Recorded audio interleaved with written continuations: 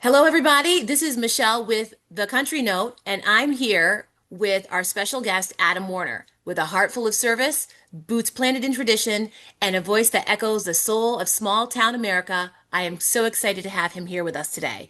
From Marine to his journey on the country music stage, Adam is living proof that grit, gratitude, and good music never go out of style with a new single, Came Back Country, which I've had a sneak preview and is awesome, I can tell you, dropping August 8th.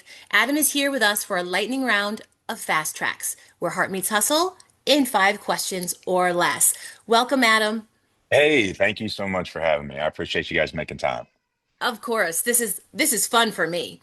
So I have 5 questions, rapid fire, but however long it takes. So my first Okay. question is, I'm an Army brat myself, and so I know a little bit about service. Did service to your country shape the artist that you are today?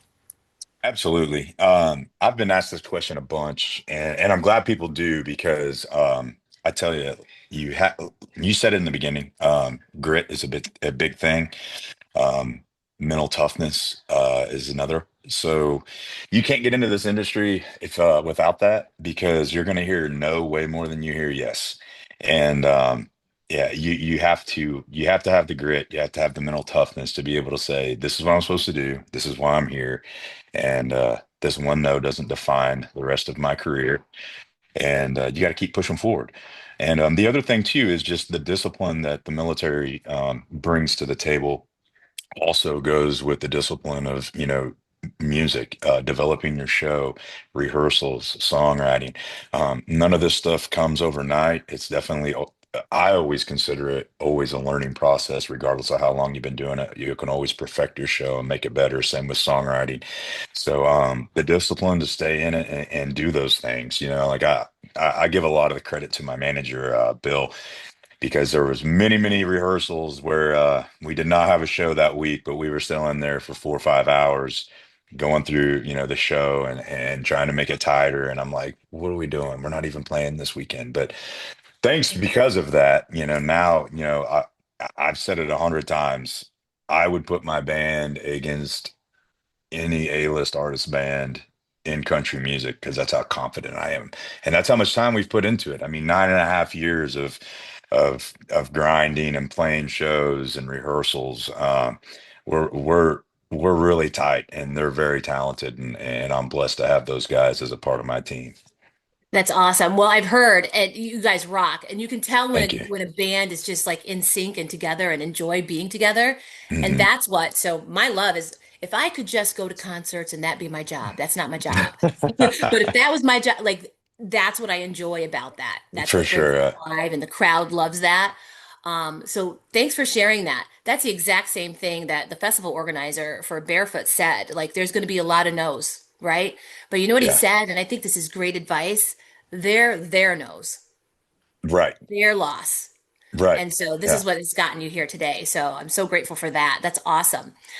Your journey has taken you from small town roots to the stage of the Grand Ole Opry, one of my favorite venues. Was there a moment along the way that made you stop and say, "Hey, I've made it"? Yeah, it's that's so funny too, because I was literally talking to one of my Marine friends about this, who's actually a musician as well. And success and I've made it or have you made it is I feel like that's such like it's defined on you, like is making it for you, meaning like I'm signing a record deal with, Sony or am I getting a publishing deal or whatever. But for me, it's always been making it for me is every time I've gone to a show and seen people show up and singing my lyrics back to me, whether it's 50 people in the room or there's, 1,000 plus people at a venue, that's making it to me. Like I make music, I write music. These people showed up, they came, they paid money that they worked hard for to come see me and party with me and listen to my music. So like, I don't need a shiny, I mean, I'm not saying that if I got an ACM award or a CMA award that I wouldn't be stoked about it. Of Absolutely. But course. but that to me doesn't define success. You know what I mean? Like success for me is I love being an artist. I love playing music. I love being on that stage. And as long as people are showing up and and still digging what I'm doing and listening to my music. I mean, I feel like how much more, successful can you be as an artist? I mean, you have people that love your stuff, you have people that come to Mhm. your shows. I mean, God's been very good to me, and I've been able to play shows and record music with people and do shows that I never thought would ever happen in my career. So like I've always tried to take the attitude of like, man, I'm so blessed just to be a part, even a small part of country music and do what I'm doing. I'm just very grateful for all that stuff and for every fan that, hits the play button or buys a ticket and shows up. Like, just know, like, man, that means so much to me, and I just feel extremely blessed to be able to do something like that and be able to live a dream that I've always wanted to do. That's amazing. That's amazing. Your authenticity comes through. Like I love that. Appreciate it. So your definition of success is being able to share what you love with Hmm. fans who show up. Absolutely. That's Absolutely. awesome. Okay, let's get into it. Let's talk about, and I already know a little bit of the history behind it, but let's talk Yeah. about your new single, Came Back Country. I kind of know, but maybe the audience doesn't know what inspired the Yeah. song and what does it say about where you are right now, musically and personally. Sure. Yeah. So it's kind of funny how this song came about. I was at my producer. We were at his studio. My producer Daniel Dennis. We were going to write that day, and he brought in a guy, Jeb Gibson, and phenomenal songwriter, very talented artist in his own way as well. And that was our first write together. And we were tossing ideas out, and nothing seemed to really like. Well, yeah, that's cool, that's clever. And Jeb was going through his phone and he was like, man, I've had this title and I don't know what it means, but I've always thought it was a cool title. And I was like, well, hit me with it. And he said, Came Back Country. I was like, bro, that's Nashville. He was like, well, what do you mean? I was like, man, like, I mean, especially if you live here, I've been in town since 2010. So I've seen Nashville change a lot, Change. Yeah. and I was like, we have more bachelorette parties in Nashville now than I think Las Vegas does. And I've always thought one of the coolest things about Nashville is it doesn't matter where you're from, whether it's, California or London, within like a 48-hour period, there's going to be new boots bought. There's going to be That's true. there's going to be a cowboy hat bought, and and they always go back a little country. So I was like, came back country to me is just that, like we have these people come in town and we just, and I think it's so cool. Like it's not a dig in any way because someone was at, kind of was like, kind of feels like a dig. And I was like, no, no, no, no, it's not a dig. I Yeah. was like, I think that's what makes our town special. Is like, you can fly in from Los Angeles and have no idea about country music and never had a pair of cowboy boots or even seen a cowboy hat. But within that 48-hour period, you know, New country. you get in golf, so you just in, you're like, all right, I'm Yes. about it. Let's go, So that's kind of what it's about. It's just like it's our way of came back country is Nashville or the country, not Nashville, but the country music scene's way of like it kind of just gets into you, and It does. doesn't really matter where you're from when you leave. You come back a little country. I love that. Listen, I got my hat right here. I got Let's Nashville. go. Yeah, there But we go. my daddy's from Tennessee, so I have Southern roots anyway. I'm There in New you York, but my daddy's from Tennessee, go. Nice. and I love all things Nashville. I love Yeah. Nashville. But that's so true. I have a colleague who went to a conference last week. He went to Nashville, and he's not really into country music, but he loved the scene, and he loved that you can go anywhere in Nashville downtown and you can hear music, and it's not always Mm. country. It's a little bit of everything. Everything. Yeah. But he said he bit the bullet and bought the hat, and he said as soon as he put the hat on his head, something changed. Chim change. That's right. And then he felt That's like, you great. know what? I like this. And I'm like, yeah, Yeah. I'm That's telling great. you. That's awesome. I love that. And I love the idea behind the song. I love, people go to Nashville and they go back home a little country, right? They go Hmm. back home a little Yeah. country. Yeah. So I happen to know one of my favorite artists is Lee Brice, and I know you've Lovely. shared the stage with Lee Brice and Yeah. Jamie Johnson. What's Hmm. a piece of advice or a backstage moment that stuck with you? Being in the likeness of them, and I know also Trace Adkins. So, like, For what's sure. something that stuck with you, or a piece of advice? Yeah. The biggest, I can talk about Lee all day. One, his voice is just, yeah, it's next level. You know what I mean? Like, yeah, he can sing literally sing the phone book and either make you cry, laugh, or smile. You know, like he'll make you feel something. But my favorite Lee Brice moment actually was not during the show. It was about a month or two afterwards, and I had just opened for him. I want to say we were in Decatur, Illinois, or somewhere like that. I can't even remember exactly, but my mom and dad had come to town, and they were visiting, and we were downtown, and we had dinner reservations, and we were a little bit early on the early side because I was trying to beat traffic, and we had like an hour to kill. And I was like, hey, let's just pop into this bar real quick and have a beer, and then we'll walk over or whatnot. And they were like, okay, sounds good. So we walk in, and as soon as we walk in, as we're walking in, Lee's coming, towards us. And he saw me, I saw him, and I don't know if he remembered. It doesn't even matter. Like, I doubt he even remembered my name, but at the time, my hair was about down to my waist, so there weren't very many people that had hair like mine at the time. So Yeah. I know he recognized me, and he walked up and he, gave me the biggest Lee Brice hug that he gives, and the thing I'll never forget was he shook my mom's hand or shook my dad's hand and gave my mom a big old Lee Brice bear hug. And he turned to them and said, you guys must be so proud of him and what he's doing and following his dream. Your son is great at what he does. And that has to be a good feeling. And, he didn't have to say that. And I know there's a good chance that he didn't even remember what my name was because I'd only opened for him like once or twice at that point. But for the fact that he took the time to say that, and I saw what it meant to my parents when he said Yeah. that, I was like, that's a very genuinely nice guy right there. Like he knew what that would mean, and that meant a lot to me.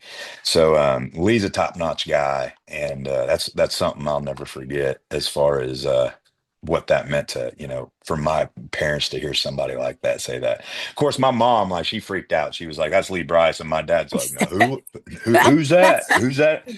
Yeah, I'm just like, "Oh, Dad, come on." That is hilarious. That is so Yeah. funny. Yeah, he does have a great. I have to tell you though, Adam, you have a really great voice. You have that Oh, deep, thank you. soulful, sultry voice. I'm I telling you, appreciate chicks that. dig it. I dig Thank it. you. Don't I tell my appreciate husband. that. But you have We'll a keep it great between voice. us. That's funny. Oh gosh, will this be publicized? But anyway, no, I love it, and I love just your authenticity. So you've built. I mean, I've watched it. You've built a loyal fan base through authenticity, hard work. So here's what I want to ask you: when fans come to an Adam Warner show, what do you hope they walk away feeling? You know, I hope they feel a mix of emotions because I've worked hard on my show. Like I said, we've put in a lot of time for our live show, and I always want, like you said, I want somebody to leave feeling something. Whether that's they've had a crap day or a crap week at work, and they came there and they forgot about all the BS they had to deal with during the week, and they're just happy Yeah. and ready to party.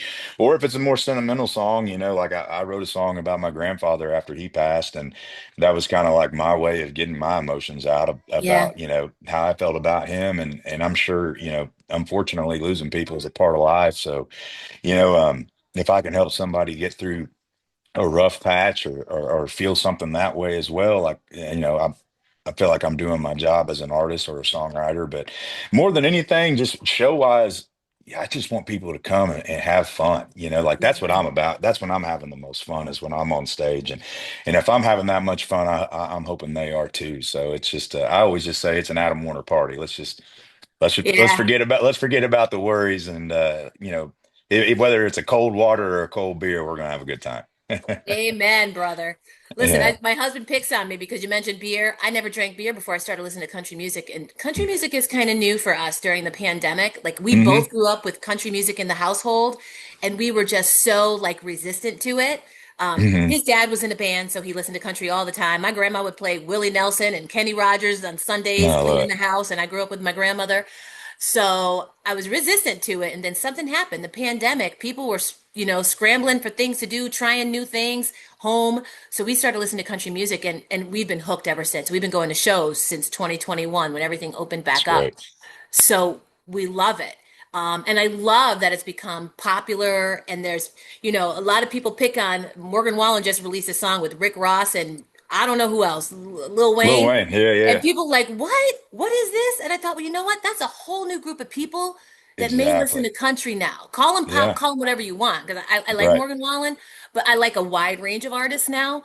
I think Right. it's great that it's become so diverse that you got all kinds of folks listening to this genre of music and even, like dabbling into old school that Sure. never would have. So how cool No, is that? I I think you're think spot country on. music charts are more popular than any music. Country music is more popular than any music right now. Oh, absolutely. I literally just had this conversation with somebody earlier this morning, and they were asking me, how I felt about the cross genres and stuff like that. And I said, man, I go, honestly, for me, it's reaching a wider space because you're getting people that wouldn't necessarily, go on country radio or a country Spotify list. And now that they're hearing these different artists together, Yeah. they start digging in a little bit. So I was like, for me, it's just making, our audience and our space wider and bigger. So I was like, I don't have a problem with it. I think it's actually a good thing overall for country music as a whole. Yeah. I mean, Billboard charts are full of country songs now. So Yeah, that's telling me something right there. absolutely. So before we wrap it up, and I'll give you an opportunity to share any other information that you'd like, but Mhm. I want to know, I think you have a show coming up. Is it in Kansas? Yeah, yeah, we'll be in Overland Park, Kansas City at Guitars and Cadillacs. I believe it's August 22nd and 3rd, I believe. I don't have my calendar right in front of me, but I think that's right. Yeah. Okay. I'm going to be in Foxborough at Gillette Stadium, so I'm Ah, sorry. nice. That's all right. But what Good I need to excuse. know is I want to know when you have other shows planned, and maybe you don't Mhm. right now, but let us know because Yeah. my goal is if I interview you, I'm coming to see you. Oh, that's awesome. Yeah, we'd love that. Yeah, Kansas City is in August, into August, and then we're going to Bloomington, Illinois at a club called Six Strings. And then I'm actually doing a hometown show in my hometown, October 11th. It's called Adam Warner and Friends, and I got two guests, mystery guests at this point. Ooh, I'm not releasing okay. who it is yet, but I promise you, I won't let you guys down. They're phenomenal artists. Um, they've written a bunch of songs that you listen to on the radio, and they have a lot of their own stuff that's great too. So it'll be a lot of fun. Oh, that's just a bonus for me because I'll be going to see Adam Warner. So that's Let's great. go. That is awesome. Well, thank you Yeah, so much, Adam, for taking the time. Um, absolutely. this has been wonderful, and you'll hear from us soon. I hope so. And I just thank you so much for making time for me. That means a lot. I appreciate y'all's schedule. So thank you for squeezing me in. I do appreciate it. Oh, you better believe it. I was looking forward to it all week. Good. Me too. Me too. Great. You have a great day, and we'll be in touch soon. Awesome. That sounds great. Thank you so much. Thank you. Take care. You too.